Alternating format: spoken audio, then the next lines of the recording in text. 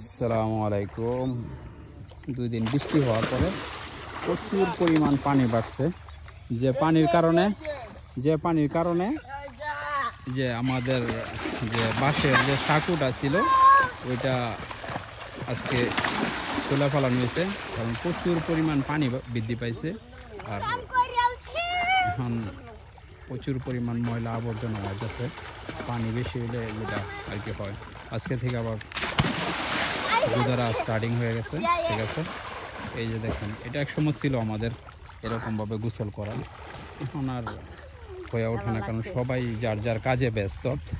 ঠিক আছে, সবাই এখন বর্তমান যার যার কাজে ব্যস্ত, কেউ দেশের বাইরে, কেউ ঢাকায় চাকরি করে।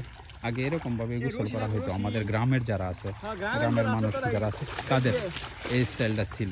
ঠিক আছে, আমরা এক সময় এরকমভাবে গোসল করছি, কিন্তু এখন আর এরকমভাবে করা হয় না। হ্যাঁ হ্যাঁ, আর এই যে আমাদের বড় ভাই সামাদ ভাই, ঠিক আছে, সামাদ ভাই তো সবাই চিনেন। ঠিক আছে, এই যে আমাদের সামাদ ভাই, আজকে থেকে সামাদ ভাই স্টার্টিং গুদারা। ঠিক আছে, সামাদ ভাই, ঠিক আছে, কিছু বলেন? ইয়েস, এটা ন্যাচারাল সুইমিং পুল। ঠিক আছে, এটা মাখল কালদার ন্যাচারাল সুইমিং পুল। ঠিক আছে, হ্যাঁ, ওকে, আল্লাহ হাফেজ, আবার দেখা হবে অন্য কোনো ব্লগে। ওকে, বাই, আসসালামু আলাইকুম।